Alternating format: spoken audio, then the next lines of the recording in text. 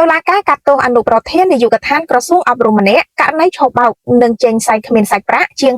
$40,000តុលាការក្រុងភ្នំពេញនៅរសៀលថ្ងៃទី19ខែមីនាឆ្នាំ2025នេះបានបើកសវនកម្មកាត់ទោសបរិសម្នាក់មានតួនាទីជាអនុប្រធាននាយកដ្ឋានរៀបចំនិងគ្រប់គ្រងព្រឹត្តិការណ៍កីឡានៃក្រសួងអប់រំយុវជននិងកីឡាក្រោមបទចោទឆបោកនិងចេញសាច់គ្មានសាច់ប្រាក់ជនជាប់ចោទឈ្មោះប៊ូវីរៈភេទប្រុសអាយុ39ឆ្នាំត្រូវបានតំណាងអัยការប្តឹងចោទប្រកាន់ពីបទឆបោកនិងមិនបំពេញកាតព្វកិច្ចចំពោះឧបករណ៍ដែលអាចជួយដូរបានប្រព្រឹត្តនៅរាជធានីភ្នំពេញនិងខេត្តព្រះសីហនុកាលពីអំឡុងឆ្នាំ2021ឆ្នាំ2022និងឆ្នាំ2024យោងតាមមាត្រា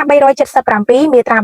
378នៃក្រមព្រហ្មទណ្ឌនិងមាត្រា231នៃច្បាប់ស្តីពីឧបករណ៍អាចជួយដូរបាននិងប្រតិបត្តិការទូទាត់សងប្រាក់សវនកម្មជាសាធារណៈនេះមានលោកសសំណាងជាចៅក្រមជំនុំជម្រះនិងលោកឆៃហុងជាតំណាងអัยការនិងលោកខិនវិទូជាក្រឡាបញ្ជីនៅក្នុងសវនកម្មជនជាប់ចោទទទួលស្គាល់ថាខ្លួនពិតជាបានទទួលលុយទាំងអស់នោះពីជនរងគ្រោះដើម្បីយកទៅរត់ការធ្វើប្លង់ដីមែនដោយសារតែខ្លួនរត់ឯកសារមិនបានសម្រេចនិងគ្មានប្រាក់សងត្រឡប់ទៅជនរងគ្រោះវិញទើបខ្លួនព្រមចេញសែកឲ្យទៅជនរងគ្រោះដើម្បីធានាបំណុលជូនជនរងគ្រោះសូមជម្រាបជូនថាជនជាប់ចោទឈ្មោះប៊ូវីរៈដែលគេបានស្គាល់ថាជាកូនប្រុសរបស់មន្ត្រីជាន់ខ្ពស់ម្នាក់ផងនោះត្រូវបានកម្លាំងសមត្ថកិច្ចឃាត់ខ្លួនកាលពីអំឡុងដើមខែកក្កដាឆ្នាំ2024តាមដីកាបញ្ជាឲ្យចូលខ្លួនរបស់លោកសេងមេស្រុនព្រះរាជអាជ្ញារងនៃអัยការអមស្លានដំបងរាជធានីភ្នំពេញជនរងគ្រោះបញ្ជាក់ថាកាលពីអំឡុងឆ្នាំ2021ដល់ឆ្នាំ2023ខ្លួនបានរៀបចំបែបបទធ្វើប្លង់រឹងដីចំនួន4ប្លង់នៅក្នុងខេត្តព្រះសីហនុនៅពេលនោះជនជាប់ចោទឈ្មោះប៊ូវីរៈបានអះអាងនិងធានាថា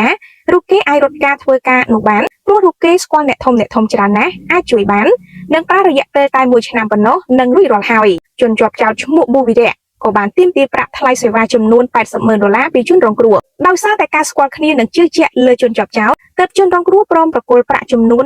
$45,000ឲ្យទៅជនជាប់ចោទដើម្បីរត់ការធ្វើប្លង់រឹងដីចំនួន4ទីតាំងចំណែកប្រាក់ថ្លៃសេវាដែលនៅខ្វះចំនួន$35,000ទៀតគឺជនរងគ្រោះនឹងប្រគល់ឲ្យទៅជនជាប់ចោទនៅពេលដែលការងាររួចរាល់ក្រោយពេលទទួលប្រាក់ពីជនរងគ្រោះរួចជនជាប់ចោទឈ្មោះប៊ូវីរៈបែរជាមិនអាចធ្វើប្លង់រឹងនោះបានតាមការកំណត់នោះទេនិងបានព្យាយាមគេចវេះមិនព្រមសងលុយចំនួន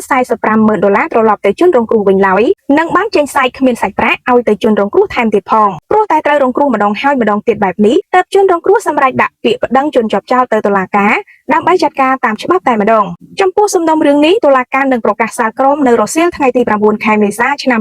2025ខាងមុខ